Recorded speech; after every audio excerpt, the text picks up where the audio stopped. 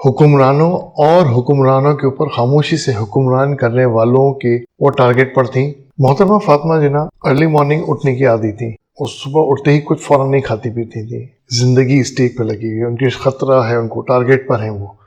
تو محترمہ فاطمہ جناح اپنے ہاتھ سے پورے قصر فاطمہ کو لاک کرتی ہیں۔ محترمہ کے کچھ کپڑے جو کہ لانڈری میں دیے گئے تھے وہ لے کر آتا ہے کہ یہ ڈی آئی جی اللہ نواز ترین جہانگیر ترین کے والد تھے، میں اپنے گھر جا رہی ہوں اور ابھی ایک فون کر کے 5 منٹ کے اندر آ رہی ہوں۔ جس وقت لیڈی ہدایت اللہ کے ساتھ ان کے روم میں پہنچے ہیں تو وہ دونوں ڈاکٹر بھی لرز گئے تھے۔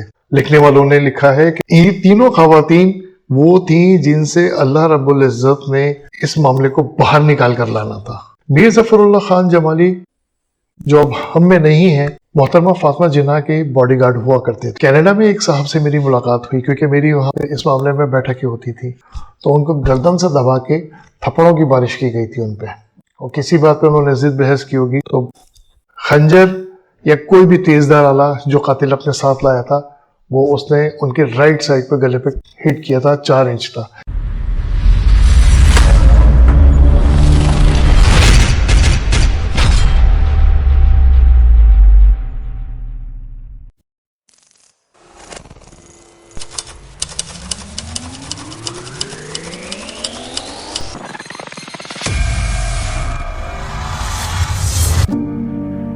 ملت کی اسما یعنی محترمہ فاطمہ جناح رحمۃ اللہ علیہ کو اس بات کا اندازہ ہو چکا تھا کہ ان کی زندگی کو اس وقت شدید خطرات لاحق ہے، کیونکہ 1948 کے بعد یعنی قائد اعظم رحمۃ اللہ علیہ کے بعد کچھ ایسے واقعات پہ در پہ ہونا شروع ہو گئے جس کی وجہ سے ان کو اندازہ ہوتا چلا گیا کہ ان کی زندگی اب اسٹیج پر آ چکی ہے۔ لیاقت علی خان رحمۃ اللہ علیہ کے امریکہ کے وزٹ کے بعد سے لے کر ان کی شہادت تک یعنی محترمہ فاطمہ کی شہادت تک حکمرانوں اور حکمرانوں کے اوپر خاموشی سے حکمران کرنے والوں کے وہ ٹارگٹ پر تھیں، اور اس بات کا ان کو بخوبی اندازہ ہو چکا تھا۔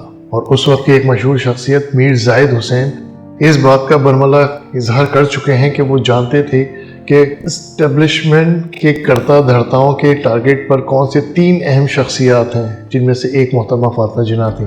اس بات کا ذکر میں آگے جا کے کروں گا۔ خود ساختہ فیلڈ مارشل ایوب خان کے دور میں محترمہ فاطمہ جناح 1965 کی صدارتی الیکشن میں ان کے مد مقابل کھڑی ہوئی اور ان کو ویسے ہی ہروایا گیا، یعنی راتوں رات نتائج ایسے تبدیل ہو گئے جیسے ہوتے آئے ہیں۔ یہ بالکل ویسے ہی تھا جیسے کہ دسمبر 1970 کے الیکشن اور پھر 2024 کے الیکشن۔ میں موضوع سے ہٹ کے یہ بتاتا چلوں کہ اس وقت بھی یعنی 1965 میں بھی امریکن آشیرواد پاکستان کے حکومت وقت کے ساتھ خاموشی سے پیچھے کھڑی تھی۔ اس کی وجہ یہ تھی کہ وہ بھی نہیں چاہتے تھے کہ محترمہ فاطمہ جناح صدارتی امیدوار کے طور پر الیکشن کو جیتیں اور وہ پورے اس ملک کے سیاہ سفید کی مالک بن جائیں، کیونکہ ان کی پالیسی وہی تھی جو قائد اعظم رحمۃ اللہ علیہ کی پالیسی تھی، یعنی ان کی بہن کی پالیسی وہی تھی جو کہ ہمارے محترم قائد اعظم محمد علی جناح رحمۃ اللہ علیہ کی پالیسی تھی۔ اور امریکن اسٹیبلشمنٹ کبھی بھی نہیں چاہتی تھی کہ وہ قائد اعظم کی پالیسی کو اس ملک کے اوپر امپلیمنٹ کرے۔ آج میں اور اس وقت میں فرق اتنا تھا کہ امریکن اسٹیبلشمنٹ میں اس وقت کے امریکہ کے secretary adviser David Dean Rusk اور امریکہ کی national security adviser lieutenant general Marshall Carter تھے۔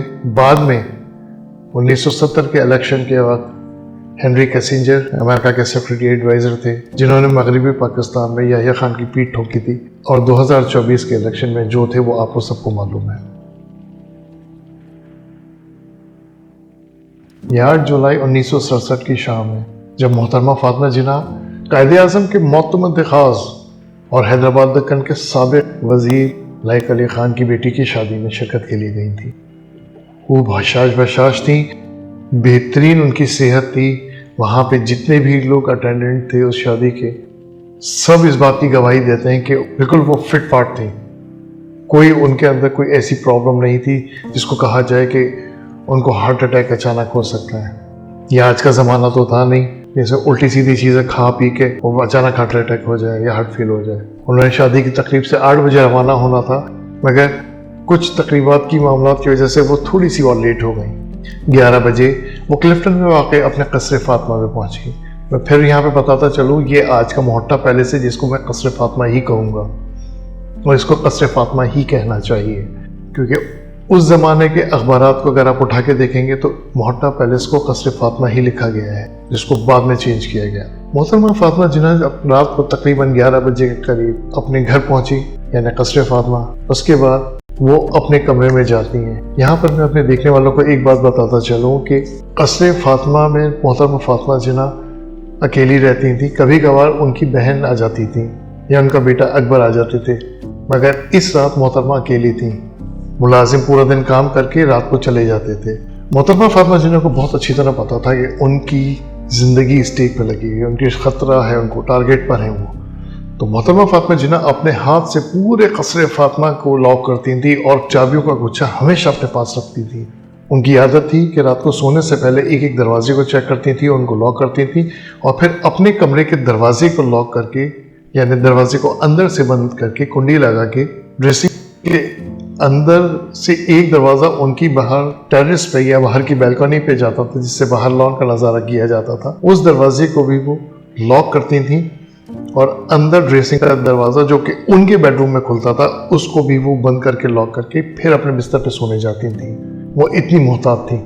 تو پھر اس رات یعنی ہفتے کی رات جب وہ شادی کی تقریب سے واپس آتی ہیں تو حسب عادت وہ پورے قصر فاطمہ کو لاک کر کے اپنے کمرے میں جاتی ہیں اور پھر اگلی صبح 8 بجے ان کا ملازم جس کا نام عبدالرؤف تھا وہ ان کے گھر پر آتا ہے۔ محترمہ فاطمہ جناح ارلی مارننگ اٹھنے کی عادی تھی، اس صبح اٹھتے ہی کچھ فوراً نہیں کھاتی پیتی تھی۔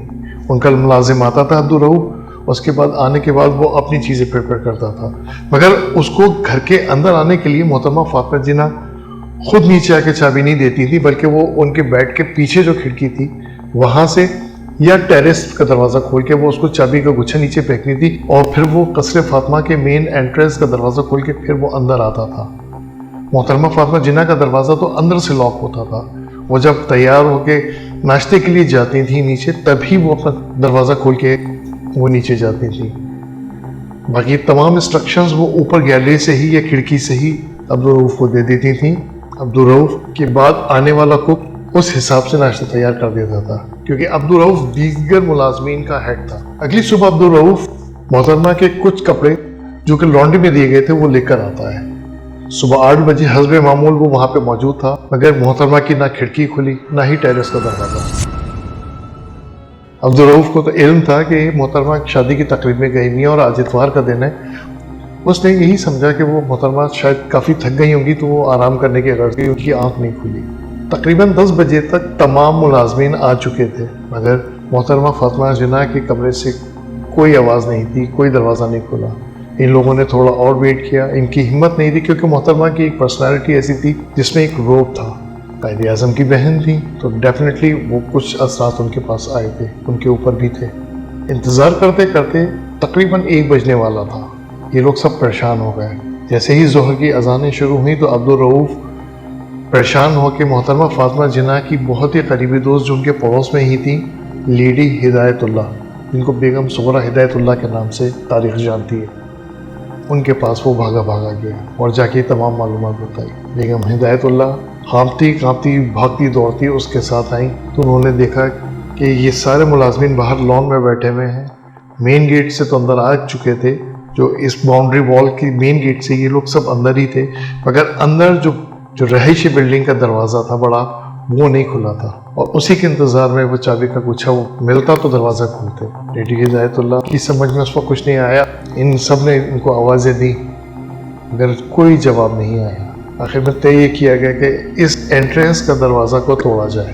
اسی وقت انہی میں سے ایک ملازم نے کہا کہ میرے پاس ایک چابی ہے، اس کو چیک کر لیتے ہیں کہ شاید دروازہ کھل جائے، یہ چابی مجھے ملی تھی۔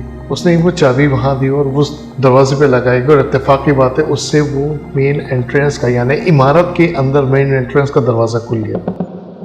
یہ لوگ سارے بھاگم بھاگ اوپر پہنچے، دروازے پہ پہنچے تو وہ دروازہ جو محترمہ فاطمہ جناح کا بیڈ روم تھا وہ اندر سے لاک تھا، اس کی چابی کسی کے پاس نہیں تھی۔ تو یہ کیا گیا کہ اس دروازے کو توڑا جائے اور بیگم ہدایت اللہ کے کہنے پر ایک ملازم نے اس دروازے کو توڑا تو بیگم ہدایت اللہ نے ان سب کو باہر ہی رہنے کا کہا اور خود یہ اندر گئی۔ یہاں پہ یہ بات میں بتاتا چلوں کہ یہ تمام چیزیں تاریخ میں گڈمٹ کی گئی ہیں، بہت سے لکھنے والوں نے اس چیز کو گڈمٹ کیا ہے۔ اس معاملے کو بہت سوچ بچار کے بعد اپنے ایکسپیرینس پہ میں نے یہ سارے خاکے جوڑے ہیں. جو دروازہ توڑنے کی بات ہمیشہ کی جاتی تھی کہ دروازہ توڑ کے گھر میں داخل ہوا گیا، وہ بات غلط ہے.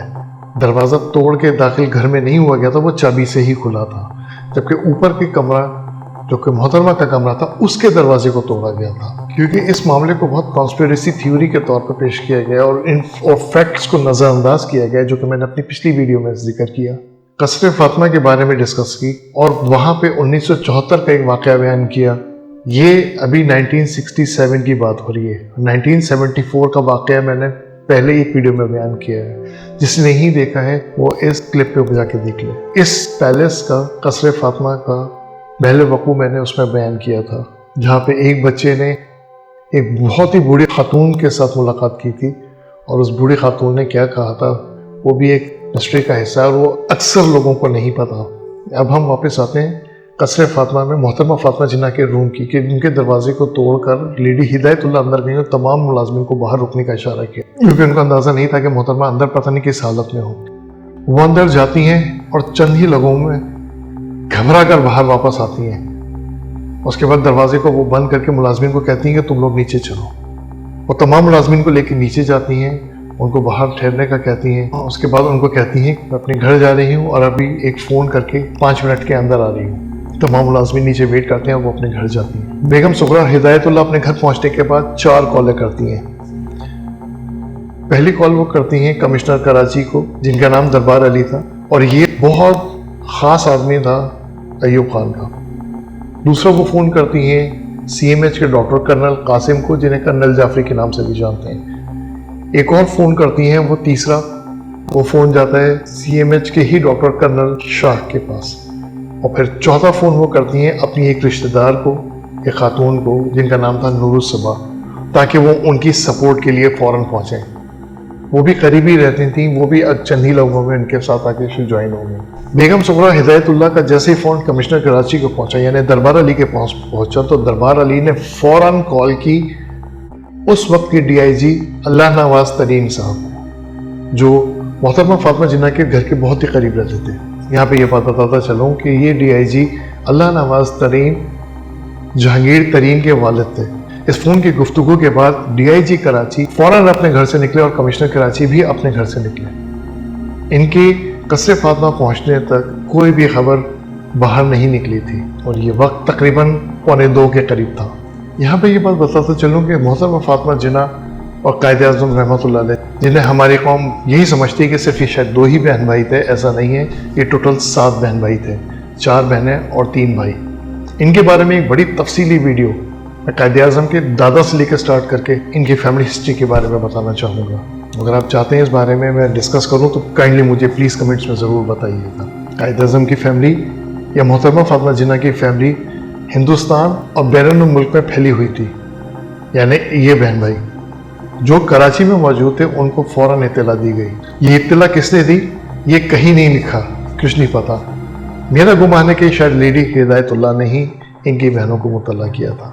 تو اس وقت کراچی میں محترمہ فاطمہ جناح کی ایک بہن اور ایک بھائی موجود تھے. جناح فیملی کے اندر یہ خبر آگ کی طرح پھیل گئی کہ محترمہ فاطمہ جناح کی رحلت ہو چکی ہے، کیونکہ محترمہ ایک بہت ویل نون فیگر تھی. اس لیے یہ خبر جنگل کی آگ کی طرح شہر میں پھیلتی چلی گئی، جبکہ یہ حکومت کی طرف سے یہ خبر باہر نہیں نکلی تھی، کیونکہ یہ اس وقت ایک بہت ہی ویل نون خاتون کی ڈیتھ تھی. تو اب یہ حکومت کے کندھے پہ ذمہ داری آ گئی تھی کہ ان کے تدفین کے مراحل کو وہ اپنی زیر نگرانی پہ حل کرے. اسی لیے حکومتی وفد کے کسی شخص نے ان کی کمیونٹی کے دفتر میں فون کیا، یعنی جناح فیملی کیونکہ اثناء عشری شیعہ خواجہ فیملی سے تعلق رکھتے تھے، اس کے دفتر میں فون کیا گیا تاکہ کفن دفن کے لیے خواجہ کمیونٹی کے وہ لوگ آئیں یا غسالوں کو بھیجیں تاکہ ان کو غسل دیا جائے اور پھر ان کو کفن وغیرہ یہ مرحلہ بھی نمٹایا جائے. خواجہ کمیونٹی کے اس دفتر سے مسلم چاڈیو نامی شخص نے حاجی ہدایت اللہ، جو کہ غسل دینے والا ایک بزرگ آدمی تھا، یہ حاجی ہدایت اللہ تاریخ میں حاجی کلو کے نام سے مشہور ہے. اس حاجی کلو نے کمیونٹی کے حکم کے اوپر 3 غسالوں کو یعنی لیڈی غسالوں کو ہائر کیا، فاطمہ سید، فاطمہ قاسم اور فاطمہ برجو بھائی. یہ قدرت کا کرشمہ دیکھیے کہ ان تینوں خواتین غسال جو کہ غسل دینے والی تھی خواتین کی میت کو، ان تینوں کا بھی نام فاطمہ اور میت کا بھی نام فاطمہ تھا. تو ان تینوں فاطماؤں نے فاطمہ کو غسل دینا تھا. یہ بھی قدرت کا کیا شاہکار ہے، قدرت کا کیا کرشمہ ہے. حاجی کلو کی زیر نگرانی یہ تینوں خواتین قصر فاطمہ پہنچی، کیونکہ محترمہ فاطمہ جناح کا جسد خاکی اس وقت بھی ان کے کمرے میں ہی موجود تھا، ان کے بیڈ پہ ہی موجود تھا. گزشتہ دہائیوں میں لکھنے والوں نے ان کی تصویر کشی یہ کہہ کے کی ہے کہ وہ جس وقت لیڈی ہدایت اللہ کے ساتھ ان کے روم میں پہنچے ہیں تو وہ دونوں ڈاکٹر بھی لرز گئے تھے. لکھنے والوں نے لکھا ہے کہ ڈاکٹرز نے کمرے کا منظر دیکھا تو وہ ہکا بکا رہ گئے تھے. کمشنر کراچی کا اس وقت حکم صادر ہو چکا تھا کہ جتنے بھی لوگ یہاں پر موجود ہیں وہ اپنی زبان سے کوئی لفظ نہیں نکالیں گے. کسی بھی نوکر کو وہاں سے جانے کی اجازت نہیں دی گئی. پولیس کی نفری وہاں پہ آ چکی تھی. ڈاکٹرز جہاں کے تھے سینئر سے ہدایت کے بعد ان کی بھی زبان بندی ہو چکی تھی. انہی ڈاکٹرز نے اسی قصر فاطمہ کی ڈرائنگ روم میں نیچے بیٹھ کے ایک سرٹیفکیٹ جاری کیا اور وجہ موت بتائی اس میں کارڈیو ریسپیریٹری فیلئر، یعنی کہ ہارٹ اٹیک. اور یہ سرٹیفکیٹ ان کے وزٹ کے چند گھنٹے کے اندر اندر محترمہ کے ہی گھر میں جاری کر دیا گیا. بیگم ہدایت اللہ بہت مضبوط اعصاب کی مالک تھیں، مگر اپنی بہترین دوست کی یہ حالت دیکھ کے وہ لرز چکی تھیں. نور الصبا کو انہوں نے اپنی سپورٹ کے لیے بلایا تھا، کیونکہ اس وقت وہاں پہ کوئی بھی خاتون موجود نہیں تھی. انہوں نے ایک نجی محفل میں ایک رائٹر ہے شاکر حسین شاکر، انہی نور الصبا نے یہ بتایا تھا کہ بیگم ہدایت اللہ نے جس وقت کمرے کا دروازہ توڑا تھا تو محترمہ ترچھی پڑی ہوئی تھی اور نور الصبا بیگم نے بھی ان کو ترچھا پڑا وہی دیکھا. یعنی وہ اپنے بیڈ پہ اس طرح پوزیشن ان کی تھی کہ وہ ترچھی تھی. اور یہ چیز بیگم ہدایت اللہ نے بھی دیکھی تھی اور نور الصبا نے بھی دیکھی تھی کہ ان کے کمرے کے دروازے جس کو توڑا گیا تھا اس کا تو لاک توڑا گیا تھا، مگر جو الٹے ہاتھ پر ان کی ایک ڈریسنگ روم ہے اس کا دروازہ کھلا ہوا تھا، اور اس ڈریسنگ روم کے باہر جو ٹیرس کے اوپر یا باہر کی گیلری کے اوپر جو دروازہ جاتا تھا وہ بھی کھلا ہوا تھا. تو محترمہ کی یہ روز کی عادت تھی کہ وہ باہر ٹیرس کا بھی دروازہ لاک کرتی تھیں، تالا ڈالتی تھیں اس پہ، اور یہ کمرہ یعنی جو ان کا ڈریسنگ کا روم تھا اس کا بھی تالا ڈال کے وہ کمرے کو بالکل پیک کر کے سوتی تھی، جبکہ یہ دونوں دروازے کھلے ہوئے تھے. اور محترمہ فاطمہ جناح اپنے بیڈ کے اوپر جس انداز میں تھیں وہ سیدھی نہیں بلکہ ترچھی انداز میں بیڈ کے اوپر تھیں یا گری ہوئی تھیں، اور ان کا سیدھا ہاتھ اپنے گلے کی طرف تھا، اپنے گلے کو انہوں نے دبایا ہوا تھا. جس کا مطلب یہ ہوا کہ وہ بیٹھ کے نہیں گری تھی بلکہ ان کو دھکا دیا گیا تھا. میں اپنے ایکسپیرینس کو مد نظر رکھ کے یہ بات بتا دوں کہ اگر محترمہ فاطمہ جناح بیڈ کے بستر پہ گرتی تو ان کی ٹانگیں باہر لٹک رہی ہوتی اور وہ بیٹھتی اور پھر نیچے گرتی، مگر وہ پوری کی پوری بیڈ کے اوپر تھیں اور ترچھی تھیں. جس کا مطلب یہ ہوا کہ ان کو حملہ کرنے کے بعد دھکا دے کے بیڈ پہ پھینکا گیا تھا. اس ویڈیو میں آگے یہ بتاؤں گا کہ یہ پورا واقعہ کس طرح پذیر ہوا تھا، جس سے کوئی بھی انویسٹیگیٹر آرام سے حل کر سکتا تھا، مگر اس کو حل نہیں کیا گیا. اب ہم واپس آتے ہیں ان تینوں غسل دینے والی خواتین کی طرف، یعنی ان تینوں فاطماؤں کی طرف جن کو قصر فاطمہ لایا گیا اور یہ غسل دینے کے لیے محترمہ فاطمہ جناح کے کمرے میں گئی تھی. یہ تینوں خواتین جس وقت کمرے کے اندر داخل ہوئی ہیں تو انہوں نے محترمہ فاطمہ جناح کو دیکھا اور یہ گھبرا کر یہ لوگ بھی باہر واپس آ گئے. حاجی کلو کو انہوں نے بتایا کہ بھئی یہ اندر کی صورتحال ہے، کیا کیا جائے. تو حاجی کلو نے اس حوالے سے جب وہاں موجود پولیس افسران سے ڈسکس کیا تو انہوں نے بہت سختی کے ساتھ اس کو خاموش رہنے کی ہدایت دی اور ان تینوں خواتین کو کہا کہ آپ جائیں، جس کام کے لیے آپ آئے ہیں وہ اپنا کام کریں اور یہاں سے جائیں. یہ تینوں خواتین وہ تھیں جن سے اللہ رب العزت نے اس معاملے کو باہر نکال کر لانا تھا. ایک پلان ہوتا ہے انسانوں کا اور ایک پلان ہوتا ہے اللہ رب العزت کا. یہ پہلا سرا تھا جن کے ذریعے تمام معاملہ باہر آیا. 17 جولائی 1971 میں یعنی ان کی شہادت کے تقریباً 4 سال کے بعد ان لوگوں نے جو بیان دیا تھا اس کے مطابق محترمہ فاطمہ جناح کا جسد خاکی بہت بری کنڈیشن میں تھا.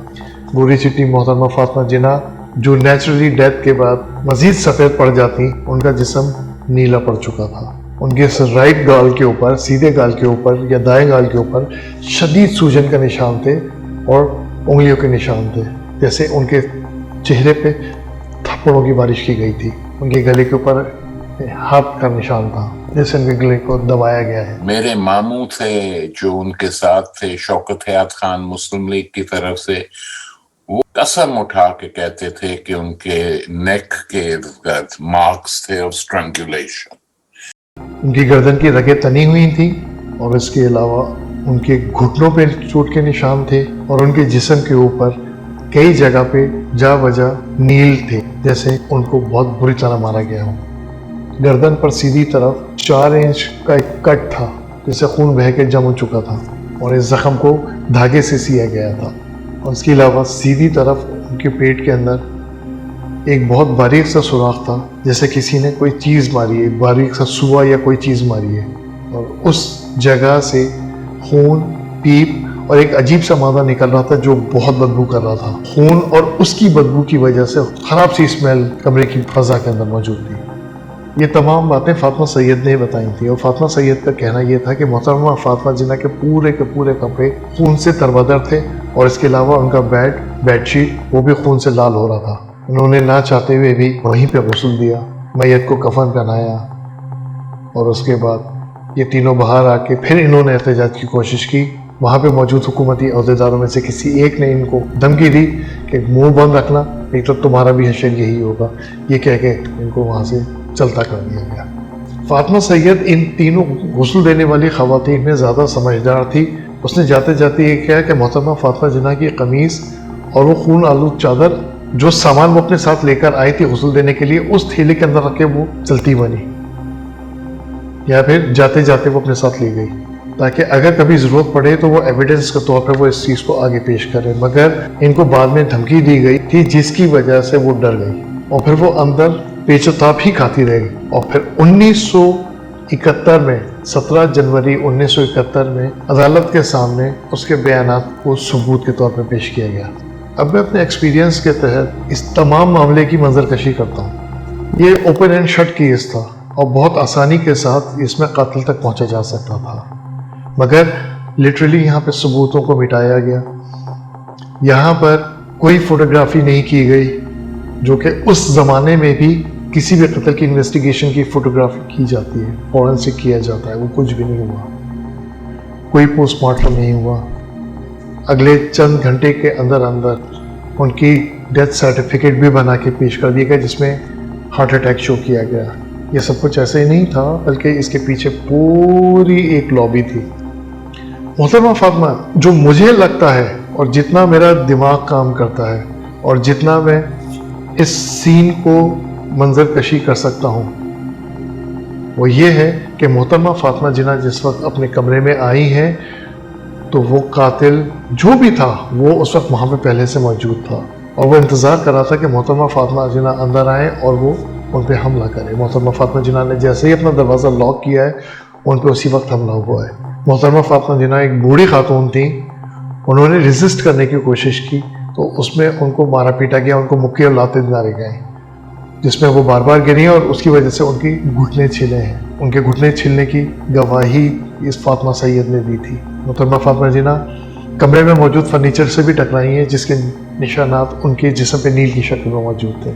اسی مارا ماری کے اندر وہ سوئے جیسی چیز جو بھی تھی جس نے فاطمہ سید نے باریک سا سوراخ کا کہا تھا، مجھے لگتا ہے کہ وہ اون کا گولہ کی جو سلائی ہوتی ہے تو وہ یا کوئی اور چیز جو کہ محترمہ اپنے پاس رکھتی تھی کمرے میں کوئی استعمال کرتی تھی، وہ چیز اس قاتل نے اٹھائی اور وہ ان کے پیٹ میں دی ہے. وہ بھی سیدھے ہاتھ کی طرف ان کی باریک سا جو چھید تھا اور جس میں سے خون اور ایک مادہ نکل رہا تھا. ڈاکٹرز اس بات کو جانتے ہیں کہ اگر خون اور پیپ جو ہوتی ہے وہ صرف اوپر بلڈ کی ہوتی ہے، اگر اندر انٹسٹائن ہٹ ہو جائے تو وہ پنچر ہو جاتی ہے اور انٹسٹائن میں موجود ایک مادہ اللہ رب العزت نے رکھا ہے جو بہت بدبودار ہوتا ہے، وہ کھانے کو اندر موو کراتا ہے. تو وہ مادہ خون اور پیپ کے ساتھ باہر آیا اور اس نے کمرے کی فضا کو بہت بدبودار کیا ہے. وہ مادہ باہر نکل رہا تھا تو یہ 99.99% تھا کہ ان کی انٹسٹائن پنچر ہوئی ہے. یہ بات ڈاکٹر زیادہ طریقے سے بتا سکتے ہیں اور جنہوں نے جو اس پیشے سے وابستہ ہے وہ بھی اس بات کو جانتے ہیں کہ انٹسٹائن ہی ہوگی. ہم ایک اور چیز کو دیکھیں گے کہ محترمہ فاطمہ جناح رحمۃ اللہ علیہ کے سیدھے گال پہ تھپڑوں کے نشان تھے، الٹی طرف نہیں تھی، سیدھی طرف تھے. اس کا مطلب کیا تھا کہ قاتل لیفٹ ہینڈر تھا اس بات کو ایسے سمجھ لیجئے، اگر آپ رائٹ ہینڈر ہیں تو اگر کسی سے پھڈا ہوگا تو آپ رائٹ پنچ پہلے دیں گے یا پھر رائٹ تھپڑ پہلے دیں گے، کیونکہ آپ کا یہ مضبوط ہاتھ ہے۔ تو محترمہ فاطمہ جناح کو جو ہٹ کیا گیا تھا وہ سیدھے گال پہ تھا، یعنی اگر وہ سامنے ہوں گی تو ان کا سیدھا گال اس لیفٹ ہینڈ کی زد میں تھا، تو ان کو پکڑ کے تھپڑوں کی بارش کی گئی، اور ایک گلے پہ نشان ان کے تھا جو گرپ کا تھا گردن پر، اس کو سب لوگ نشاندہی کرتے ہیں، تو ان کو گردن سے دبا کے تھپڑوں کی بارش کی گئی تھی ان پہ، اور کسی بات پہ انہوں نے ضد بحث کی ہوگی تو خنجر یا کوئی بھی تیزدار آلہ جو قاتل اپنے ساتھ لایا تھا وہ اس نے ان کے رائٹ سائڈ پہ گلے پہ ہٹ کیا تھا 4 انچ کا، کیونکہ 4 انچ اس طرح بہت مشکل سے بنتا ہے، یہ 4 انچ کراس میں تھا، یہ کراس میں 4 انچ آپ اندازہ کر لیجئے کہ اگر اس طرف رائٹ میں مارا تو یہ لیفٹ ہینڈ سے ہی ہٹ تھا، اور کبھی بھی اس طرح نہیں مارا جاتا، جب بھی قاتل حملہ کرتا ہے تو وہ اسٹرائک کرتا ہے اوپر سے نیچے، کوئی ایسے نہیں کرے گا، اس طرح نہیں کرے گا یا اوپر نہیں کرے گا، یہ اسٹرائک تھا، تو 4 انچ یہ بنتا ہے، 4 انچ ایسا کبھی بہت مشکل ہوتا ہے، ایسے نہیں مارے گا، یہ سیدھا کراس میں تھا، تو یہ 4 انچ کا نشان تھا۔ تو محترمہ فاطمہ جناح رحمۃ اللہ علیہ کا گلا بھی کاٹا گیا تھا، جس کو بعد میں شاید انہی سی ایم ایچ کے ڈاکٹرز میں سے کسی نے سی دیا تھا، یہ قاتل اتنا ہڑبڑایا ہوگا، کوئی پروفیشنل مجھے نہیں لگتا کہ کوئی قاتل تھا، اور نہ ہی قاتل کوئی قتل کرنے کے بعد ان کے پاس اتنا وقت ہوتا ہے کہ وہ اس کو سی کے پھر فارغ کریں گے، یہ بعد میں آنے والے کسی ڈاکٹر نے ہی اس کو سیا ہے، یا تو سی ایم ایچ کے تھے یا جو بھی بعد میں ڈاکٹر جس نے بھی دیکھا ہو، ہم انہی کی بات کریں گے جو ریکارڈ کا حصہ ہے، تو یہ 2 ڈاکٹرز ہی آئے تھے، تو یہ پورا منظر تھا، اور محترمہ فاطمہ جناح کوئی بیڈ کے اوپر بیٹھ کے گری نہیں تھی، بلکہ وہ ریزسٹ کرنے کے بعد جس وقت وہ کیا ہے تو ان کو دھکا دیا گیا، وہ بیڈ پہ جا کے گری ہیں، بیٹھ کے نہیں لیٹی ہیں، کیونکہ اگر وہ بیٹھ کے لیٹتی تو اس وقت ان کی ٹانگیں بستر سے باہر لٹک رہی ہوتی، تو وہ بستر سے باہر ان کی ٹانگیں نہیں لٹک رہی تھی، بلکہ وہ پوری کی پوری بیڈ پہ تھی، فورنسک طریقے سے کی جاتی، فینسنگ کی جاتی تو قاتل کو پکڑنا کوئی مشکل کام نہیں، مگر توجہ نہیں دی گئی، نہ ہی حکام والا کی کوئی کاوش تھی کہ قاتل کو پکڑا جائے۔ محترمہ فاطمہ جناح رحمۃ اللہ علیہ کی وصیت کے اندر 2 بہت اہم نکات تھے۔ نمبر 1، قصر فاطمہ کو خواتین کے لیے میڈیکل یونیورسٹی یا کالج کا درجہ دے کر اس کے لیے وقف کر دیا جائے۔ دوسری چیز جو ان کی وصیت میں تھی کہ ان کو قائد اعظم رحمۃ اللہ علیہ کے ساتھ ان کے بالکل برابر میں دفن کیا جائے۔ یہ 2 باتیں انہوں نے اپنی وصیت میں کی تھی، جو کہ آج تک کوئی نہیں کی گئی۔ قائد اعظم کے ساتھ دفن کرنے کا مطلب ہے کہ قائد اعظم رحمۃ اللہ علیہ کے مزار پہ جو لوگ فاتحہ پڑھتے ہیں وہ اوپر کا تعویذ ہے، اس کے بالکل نیچے انڈر گراؤنڈ قائد اعظم رحمۃ اللہ علیہ کی اصل قبر ہے، ان کے بالکل ساتھ ان کو دفن کیا جائے، مگر ان کی یہ دوسری وصیت کو بھی نہیں سنا گیا، نہ مانا گیا۔ تدفین کے مرحلے کے اوپر حکومتی اداروں نے بہت زیادہ گن ڈالی۔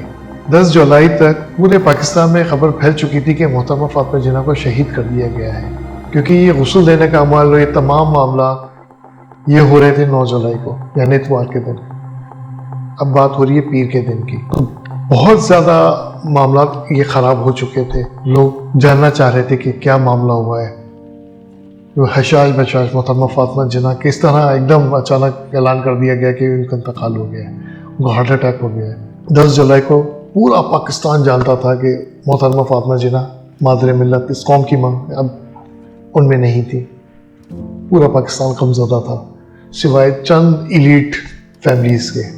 10 جولائی کی دوپہر یعنی پیر کی دوپہر تک تمام معاملات حکومت کے کنٹرول میں تھے، مگر دوپہر کے بعد پھر کنٹرول سے باہر ہونے شروع ہو گئے جب یہ اعلان کیا گیا کہ محترمہ فاطمہ جناح کو میوہ شاہ کے قبرستان میں دفن کیا جائے گا، کیونکہ حکومت بالکل نہیں چاہتی تھی کہ محترمہ فاطمہ جناح کی تدفین مزار قائد میں ہو یا اس کے احاطے میں ہو۔ یہ ایسا معاملہ تھا جس کی وجہ سے کراچی کے اندر بہت شدید غصہ تھا، بہت شدید پریشر آنا شروع شام میں ہو گیا تھا۔ کمشنر کراچی جو کہ بہت منظور نظر تھے ایوب خان کے دربار علی، انہوں نے کراچی کی عوام کا غصہ بھانپ لیا تھا۔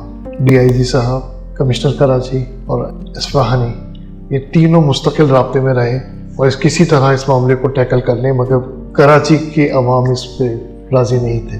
کہ محترمہ فاطمہ جناح کو میوہ شاہ کے قبرستان میں دفن کیا جائے، کیونکہ یہ تمام معاملات محترمہ فاطمہ جناح کی بہن کے خاندان کے اندر، بہن بھائی اور خاندان کے اندر سے باہر آ چکے تھے کہ محترمہ کیا چاہتی تھی، اور لوگ بھی یہی چاہتے تھے کہ ان کو قائد کے ساتھ ہی دفن کی جائے، کیونکہ وہ ہمیشہ اپنے قائد کے ساتھ، اپنے بھائی کے ساتھ تھیں، تو آخری وقت میں بھی ان کو ان کے ساتھ ہی ہونا چاہیے۔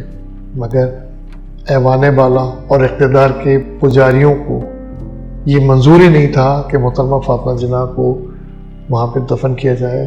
وہ نفرت کا یہ عالم تھا کہ اس معاملے میں مستقل اوپر سے نیچے کمشنر کی طرف دباؤ آتا رہا کہ کچھ بھی ہو جائے ان کو میوہ شاہ کے قبرستان میں دفن کیا جائے۔ مگر جب حالات بے قابو ہونے شروع ہوئے شام کے بعد، تو پھر کمشنر کراچی نے صاف کہہ دیا کہ سر اس کا بہت برا امپیکٹ ہوگا اور ممکن ہے کہ یہ معاملات بہت آگے تک پھیلتے پھیلتے پورے پاکستان میں پھیل جائیں۔ رات 11 بجے کے بعد حکومت نے، اور حکومت کے پیچھے جو خاموشی سے بیٹھے ہوئے تھے، انہوں نے یہ طے کیا کہ ہاں جی ان کو یہاں پہ دفن کر دیا جائے قائد اعظم کے پاس، مگر قائد اعظم کے بالکل ساتھ نہیں، بلکہ قائد اعظم کے پہلو میں دفن جو پہلے سے موجود سردار عبدالرب نشتر اور لیاقت علی خان، ان کے ساتھ دفن کیا جائے، اور یہ اطلاع پریس میں دے دی گئی۔ اس کے بعد کراچی کی لوکل گورنمنٹ نے فٹافٹ گورکنوں کا انتظام کرنا شروع کیا تاکہ وہاں پہ کھدائی جاری کی جا سکے، لوگوں کا غصہ ٹھنڈا کرا جائے کہ محترمہ کو قائد کے پہلو میں ہی دفن کر رہے ہیں۔ عوام کا ایک مجمع آلریڈی قصر فاطمہ کے باہر روڈ کی دوسری طرف پولیس نے سنبھالا ہوا تھا، جو شدید نعرے بازی کر رہی تھی۔ پوری رات وہاں پہ لوگ بیٹھے رہے، مگر قصر فاطمہ کے پاس ان کو نہیں جانے دیا گیا۔ ادھر غسال خواتین ایک اسٹوری آلریڈی لوگوں کو سنا چکے تھے اور وہ جنگل کی آگ کی طرح پھیل رہی تھی۔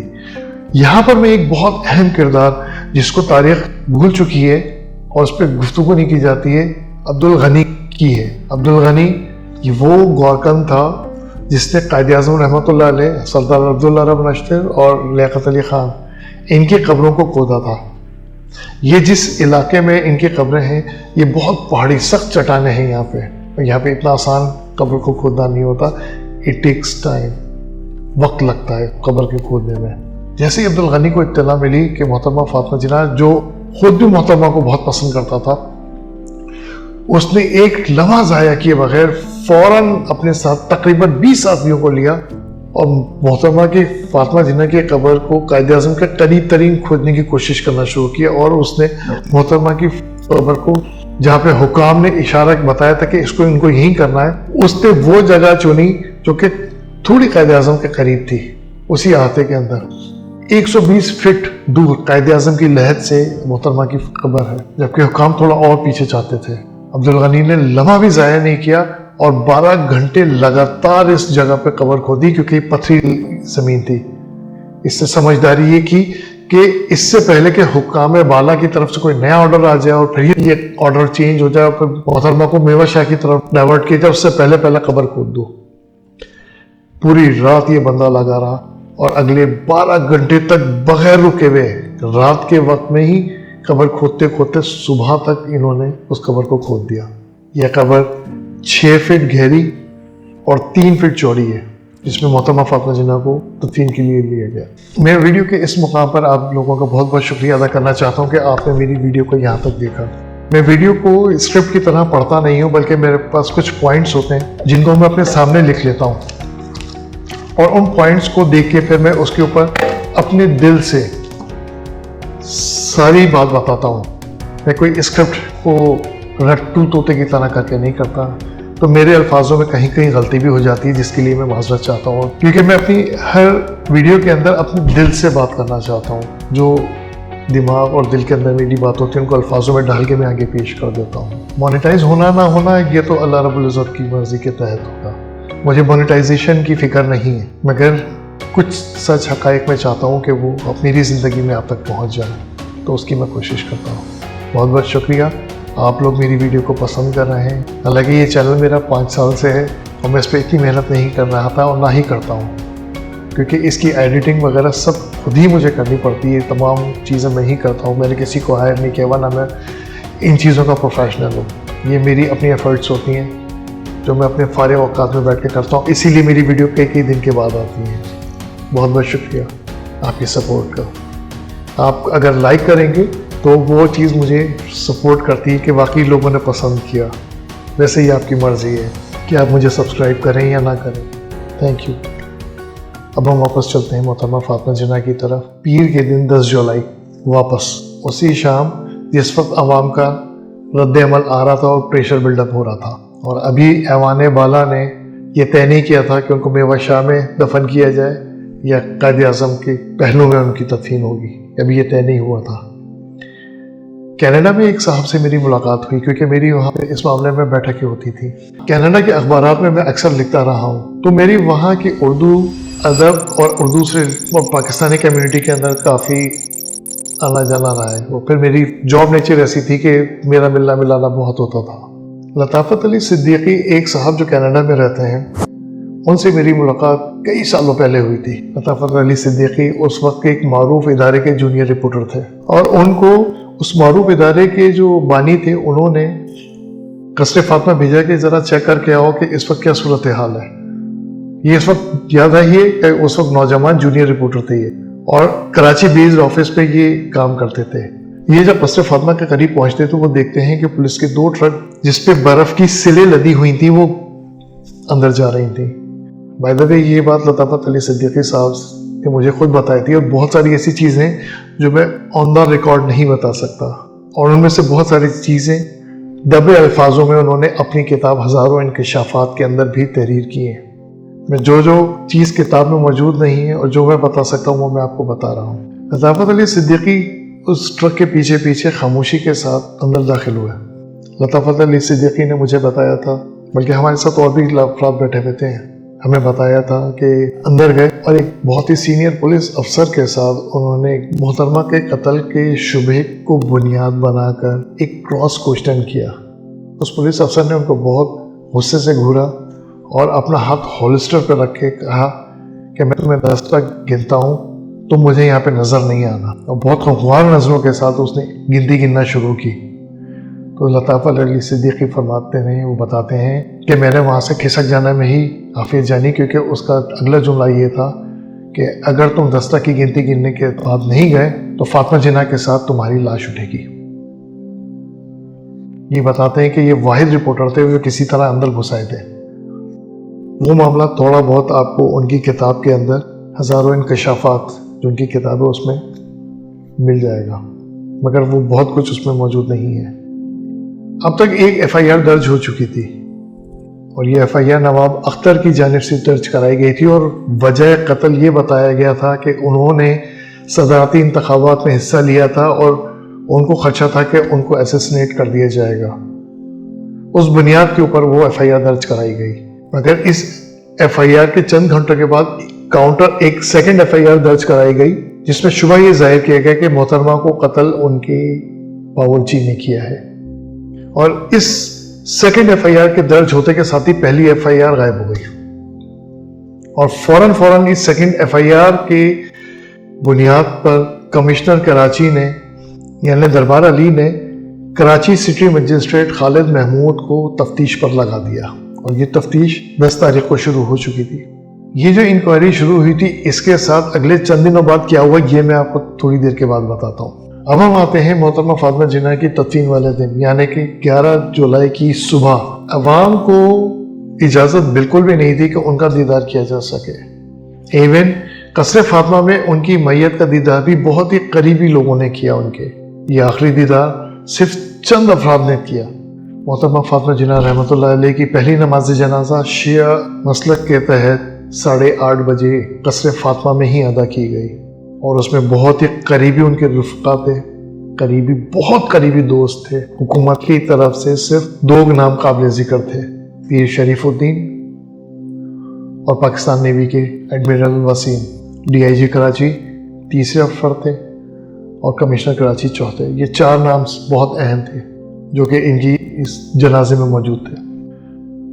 اور ایوب خان کی طرف سے جو ریپریزنٹیٹیو آئے تھے اس جنازے کے اندر، یعنی حکومت کی طرف سے یا ایوان بالا کی طرف سے جو شخص آیا تھا وہ minister of food and culture تھے جناب شمس الزہا صاحب. اس کے علاوہ کوئی ایسا نہیں نام ویل نون نام تھا جو کہ ان کی جنازے میں شامل تھا. اس جنازے کی یعنی شیعہ مسلک کے اس جنازے کی امامت اس وقت کے مشہور شیعہ عالم ابن حسن صاحب نے کی تھی، جنہیں علامہ ابن حسن کے نام سے جانا جاتا ہے۔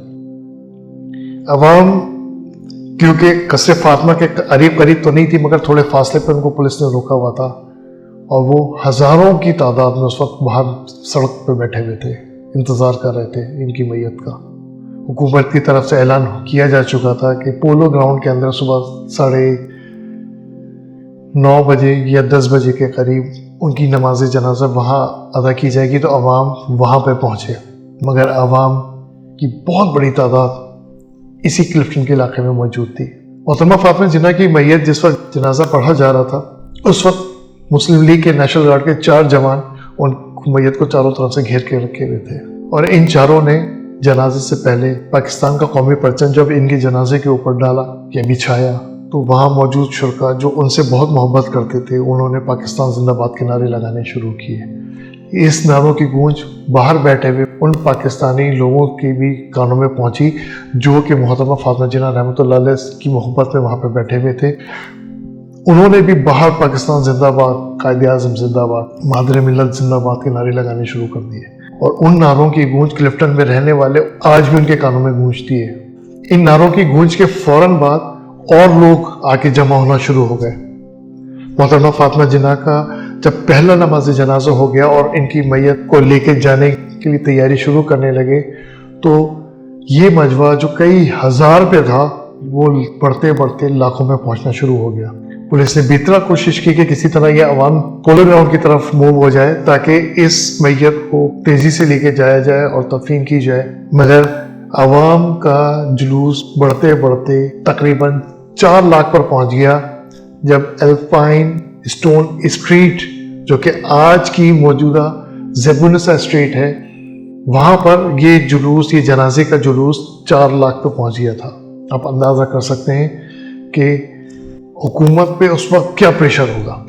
الفائن یا ایلفین اسٹون اسٹریٹ اس وقت کی اور موجودہ زیبونسا اسٹریٹ کے اوپر ہی پہلا کلیش پولیس کا اور عوام کا ہوا، اور اس کے اندر بہت لوگ زخمی ہو گئے، جس کے بعد لوگوں کی نفرت بے انتہا زیادہ بڑھ گئی۔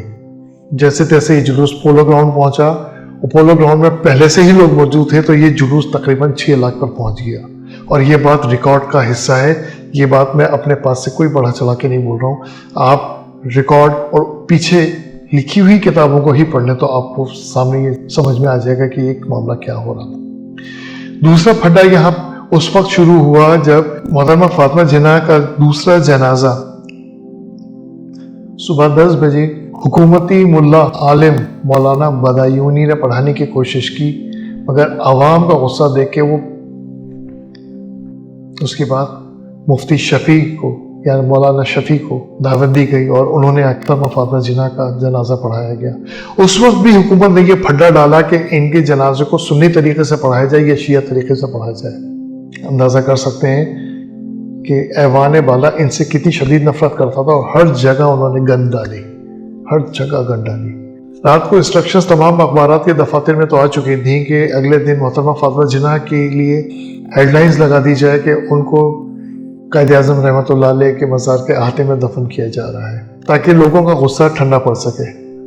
مگر ساتھ ساتھ انہوں نے ایک کام یہ کیا تھا کہ محترمہ فاطمہ جناح رحمۃ اللہ علیہ کی تصویر، جو ان کی میت کی تصویر تھی، وہ بھی اخبار میں لگا دی تاکہ لوگ ان کا آخری دیدار اخبار میں ہی کر لیں، ان کو ضرورت نہ پڑے کہ وہ میت کا آخری دیدار کر سکیں۔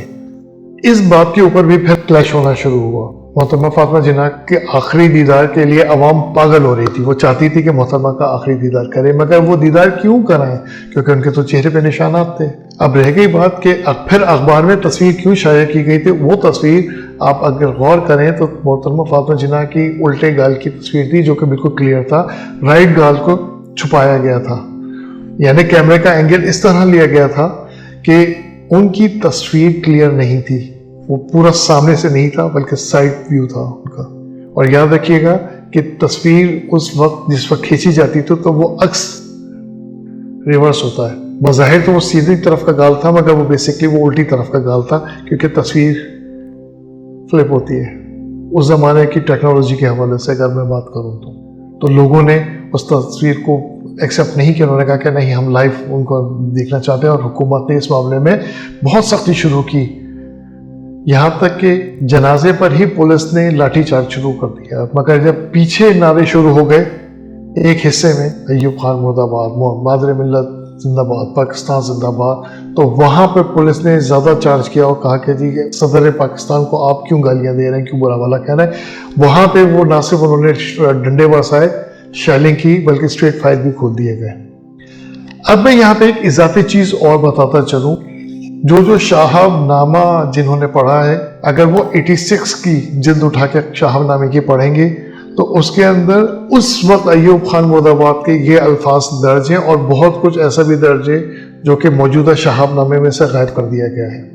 जो अब नई प्रिंटिंग्स आती है वो शाहबनामे की वो नहीं है, बिल्कुल उसी तरह जैसे माई ब्रदर यानी मेरा भाई मोहतरमा ने लिखी थी, और उसको भी काफ़ी काट छांट के बाद मार्केट में पब्लिश किया गया था। तो शाहबनामे में भी जो 86 की पब्लिश है, 86 87 की, और वो मैंने पाकिस्तान से बाहर ही पढ़ा था, तो उसका मैं शॉर्ट एक लगा देता हूँ। उसके अंदर ये मौजूद है बात, और इस बात को रिलेट आप अभी मौजूदा हालात के साथ कर लीजिएगा, खुद कंपेयर कर लीजिएगा। तो हुकूमत ने वक्त में फायर खोलने को कभी एक्सेप्ट ही नहीं किया, उस वक्त भी, बाद में भी, और आज तक हुकूमत इस बात को एक्सेप्ट ही नहीं करती है कि उन्होंने मुजाहिरीन पर फायर खोले थे। ऐसा नहीं था, फायर हुआ था, और बहुत सारे लोग उस वक्त भी शहीद हुए थे, और उन शहदा की क्या तादाद थी वो किसी को भी आज तक नहीं मालूम। ना उस वक्त हुकूमत ने तयन किया कि वो शहीद कितने थे।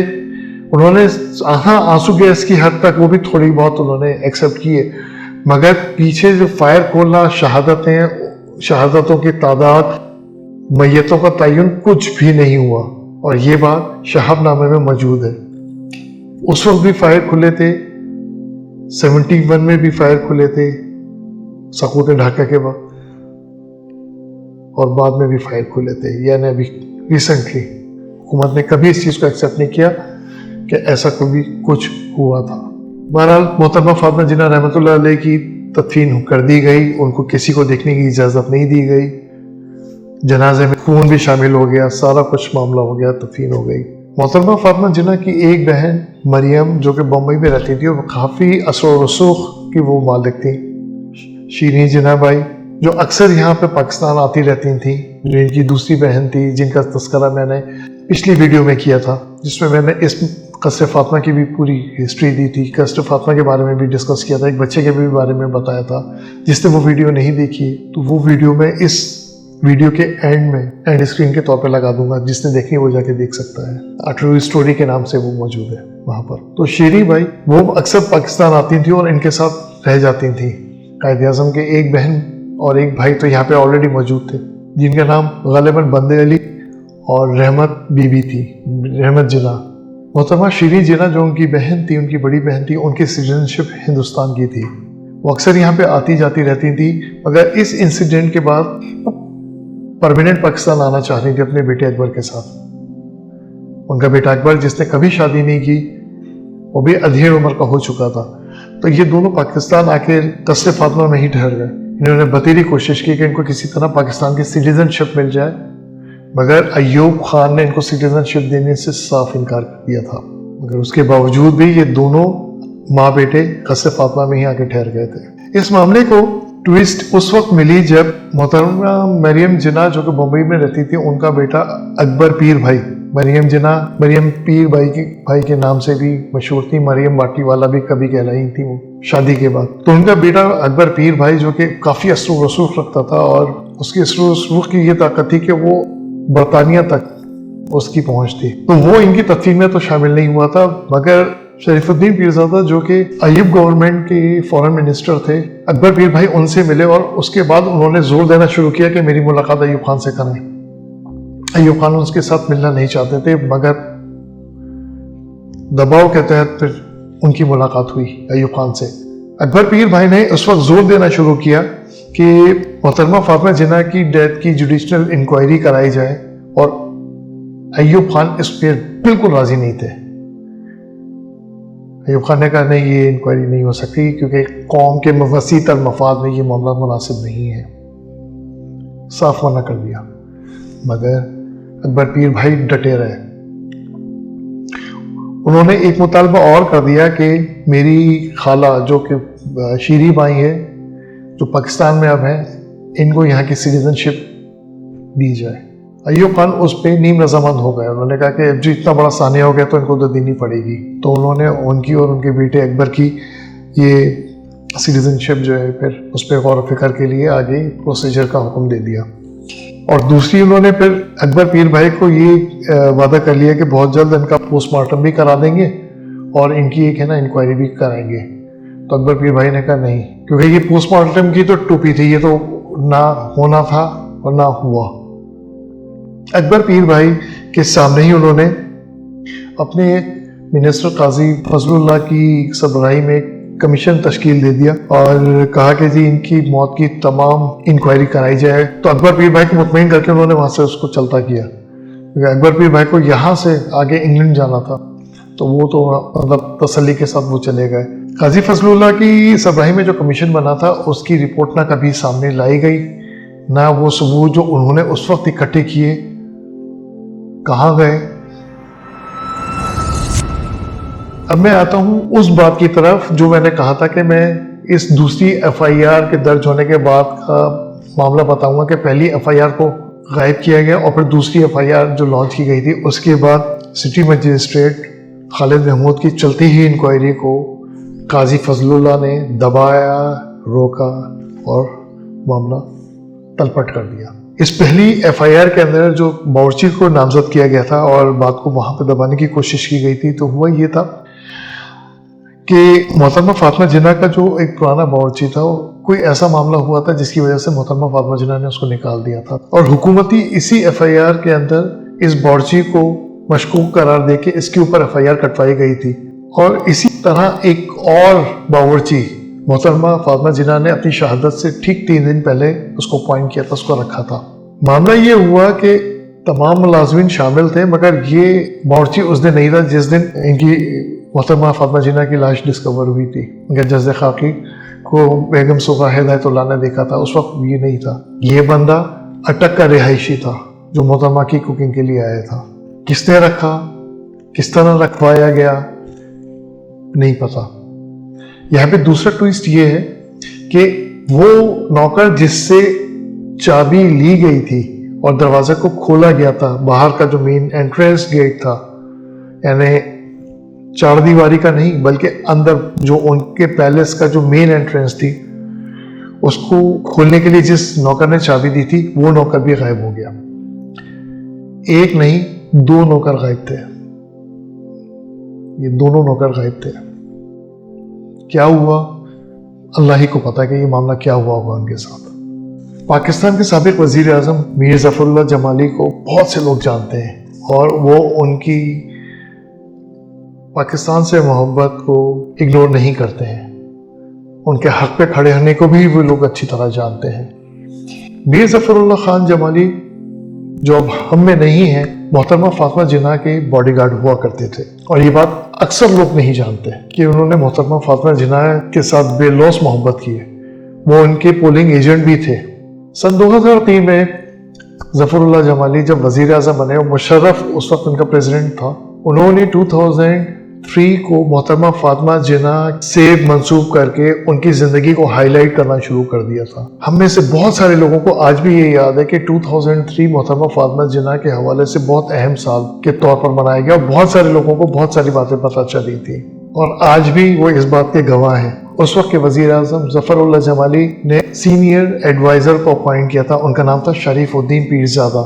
شریف الدین پیرزادہ یہ وہی شخصیت ہیں جو کہ قائد اعظم رحمۃ اللہ علیہ کے 1941 سے 1944 تک سیکرٹری رہے تھے، اور اس کے بعد ایوب خان کے ساتھ ان کے فارن منسٹر رہے تھے، اور اب یہ ظفر اللہ جمالی کے سینئر ایڈوائزر تھے، یعنی اس مشرف دور میں بھی وہ حکومت کا حصہ تھے۔ یہ وہی شریف الدین پیرزادہ ہیں جنہوں نے اکبر پیر بھائی کی ملاقات ایوب خان سے کروائی تھی، اور یہ اس گفتگو کے بیچ میں وہاں پہ موجود تھے اور بہت ساری چیزوں کے وٹنس تھے۔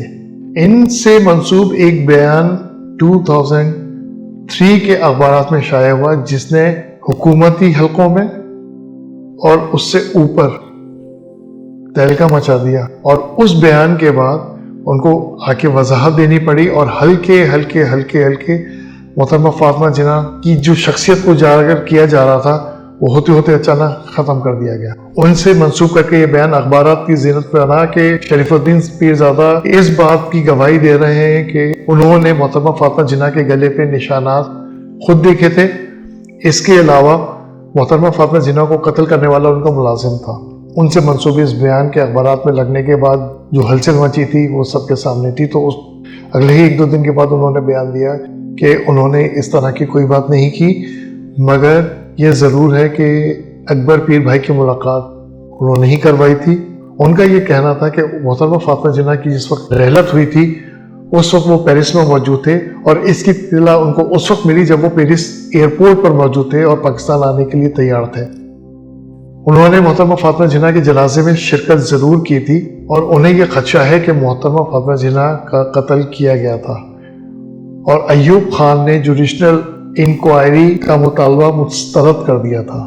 شریف الدین پیرزادہ نے اپنی اسی تردید کے اندر یہ بھی کہا کہ قاضی فضل اللہ کی سربراہی میں جو انکوائری ہوئی تھی وہ اس کو عوام کے سامنے لے کر آیا جائے، اور وہ اکبر پیر بھائی اور ایوب خان کے درمیان جو گفتگو ہوئی تھی جس میں ان کے مطالبات کو مسترد کیا تھا وہ اس کے گواہ ہیں، کیونکہ وہ اس بیٹھک میں موجود تھے. ایوب خان کے اقتدار سے الگ ہونے کے بعد اور یحییٰ خان کی حکومت پہ کمزور گرفت ہونے کے بعد جولائی 1970 میں اخبار کے اندر ایک خبر چھپی جس میں ان خواتین غسال اور کلو یعنی کہ حاجی کلو کی جو غسال تھا اس سے ریلیٹڈ ایک خبر چھپی 70 میں، اور اس کے بعد پے در پہ یہ واقعہ انفولڈ ہونا شروع ہوا. 14 جنوری کو ایک اپلیکیشن ڈسٹرکٹ مجسٹریٹ ممتاز بیگ کے سامنے آتی ہے، اور اس کو دائر کرنے والا ایک پاکستانی تھے، غالباً شاید یہ کراچی سے تعلق رکھتا تھا، غلام سرور ملک. انہوں نے محترمہ فاطمہ جناح کی موت کے اوپر انکوائری کے لیے اپلیکیشن ڈال دی تھی، جسے کرمنل پروسیجر ایکٹ سیکشن 176 کے تحت ایکسیپٹ کر لیا گیا. اور 17 جنوری 1971 کو اس کی سنوائی شروع ہو گئی تھی. غلام سرور بیگ نے اس سارے معاملے کو ایک نئے سرے سے اٹھایا اور کہا کہ ان کی موت طبعی نہیں تھی بلکہ قتل تھا. انہوں نے تمام ثبوت جو اس کے پاس تھے، اس وقت کے اخباروں کی کٹنگ، حاجی کلو، ان تینوں خواتین غسال، فاطمہ سید، فاطمہ قاسم اور فاطمہ برجو بھائی، ان کے بیانات، یہ جو کچھ وہ لا سکتا تو لا کے اس نے عدالت میں رکھ دیے. مگر وہ آخر میں ہوا کیا؟ یہ تمام چیزیں عدالت کے ریکارڈ کا تو حصہ بنی، مگر اس کا رزلٹ کبھی سامنے نہیں آیا. بعد میں حسن شیخ اور دوسرے ویل نون ریسپیکٹڈ انڈیویجولز نے بھی اس معاملے کو اٹھایا اور انہوں نے بھی یہی کنسرنز ظاہر کیے. اس پہ بہت سارے آرٹیکلز لکھے گئے. خاص طور پہ 2 اگست 1971 میں اخبار کے اندر ایک پوری سٹوری لکھی گئی تھی جس میں کلیم کیا گیا تھا، یہ انویسٹیگیٹو رپورٹ تھی پوری، اس کو سٹوری کے طور پہ لکھا گیا تھا. اس میں بتایا گیا تھا کہ محترمہ فاطمہ جناح کا مرڈر ہوا تھا، ان کی طبعی موت نہیں تھی. محترمہ فاطمہ جناح رحمۃ اللہ علیہ کی قمیض اور وہ جو چادر تھی جو فاطمہ سید اپنے ساتھ لے کے چلی گئی تھی، اس کو کافی عرصے تک اس نے اپنے پاس رکھا، مگر وہ خون آلود تھی تو وہ بدبو دینے لگی تھی، جس کو وہ آگے ثبوت کے طور پر پیش کرنا چاہتی تھی مگر نہیں کر سکی تھی. تو جب اس سے پوچھا گیا تو اس نے بتایا کہ وہ اتنی زیادہ بدبو دینے لگ گئی تھی جس میں گھر میں تعفن ہونے لگا تھا. تو اس نے پھر تھیلی میں اس کو باندھ کے ریپ کر کے گھر کے پاس ہی کسی ویران جگہ پہ دفن کر دیا تھا. محترمہ فاطمہ جناح ہم میں موجود نہیں ہے. اس فیملی کے ساتھ جو کچھ ہوا ہے وہ ہم سب دیکھ رہے ہیں، مگر ہم کچھ نہیں بولتے، کچھ نہیں جاننا چاہتے. جو سنتے ہیں اس ویڈیو کو صرف دیکھ کے ٹھنڈے ہو کے بیٹھ جاتے ہیں، معلومات میں اضافہ ہو جاتا ہے. مگر سچ کو دل میں رکھنا چاہیے اور سچ کو سچ ہی بولنا چاہیے. اگر آپ کچھ بھی نہیں کر سکتے تو رسول اللہ صلی اللہ علیہ وآلہ وسلم کی ایک حدیث مبارکہ ہے کہ ایکٹ کرو، ظلم کو ہاتھ سے روکو. نہیں کر سکتے زبان سے روکو، وہ بھی نہیں کر سکتے تو دل میں برا جانو. مگر دل میں برا جانا سب سے کمزور عمل ہے. کم از کم آپ آگے پیچھے کہیں بات کریں یا آپ جس بھی پروفیشن میں جو آپ کی کیپیبلٹی ہے، کیپیسٹی ہے، آپ وہاں پہ زبان سے تو بول سکتے ہیں. کم از کم ایمان کے اس تیسرے درجے پہ تو نہیں ہوں گے، دوسرے درجے پہ آ جائیں گے. ہاتھ سے ہم اور آپ نہیں روک سکتے جو حالات اور واقعات ہیں، مگر زبان سے تو بات کر سکتے ہیں، وہ آپ کریں اور اس معاملے کو ہائی لائٹ رکھیں. یہ تھی محترمہ فاطمہ جناح रहमतुल्लाह अलैह हमारी माँ मादर मिल्लत जो इस कौम की माँ थी, उनकी पूरी स्टोरी जो मैंने आपके सामने रखी, बहुत सारी चीज़ें तो मैं ऑन स्क्रीन बता भी नहीं सकता. मोहतरमा फातिमा जिन्ना अब हमें नहीं है, उनके पीछे आल औलाद भी नहीं है. आज वो तमाम कब्रें सूनी पड़ी हैं, उन पर वहशत बरस रही है. उन पर फातिहा पढ़ने वाले भी शायद चंद लोग ही हैं जो जाते हैं, और जो जाते हैं वो जाहिली होते हैं अमूमन. और मोहतरमा फातिमा जिन्ना आज भी इस नेशन की माँ को नेशन की तरफ से रोज़ाना हज़ारों की तादाद में फातिहा दुआ उनके कब्र पर पढ़ी जाती है. उनकी कब्र पर मादर मिल्लत मोहतरमा फातिमा जिन्ना लिखा है. मेरी ख्वाहिश है कि उनकी कब्र पर मादर मिल्लत मोहतरमा फातिमा जिन्ना शहीद रहमतुल्लाह अलैह लिखा जाए. ये शहीद का लफ्ज़ उनकी कब्र पे होना चाहिए. अल्लाह ताला ही इज़्ज़त देने वाला और अल्लाह ताला ही ज़िल्लत देने वाला है. ये बात यहाँ पे सामने नज़र आती है. इस बारे में आप क्या कहते हैं मुझे कमेंट्स में ज़रूर बताइएगा, और ये भी बताइएगा कि आपको वीडियो कैसी लगी. ये एक तवील वीडियो थी, मगर मेरी एक कोशिश है जो मैंने आपके हवाले कर दी.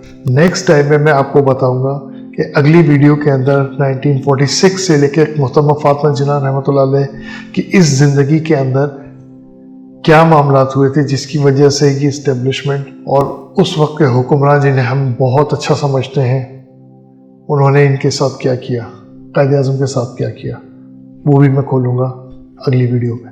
अस्सलाम वालेकुम व रहमतुल्लाहि व बरकातुहू.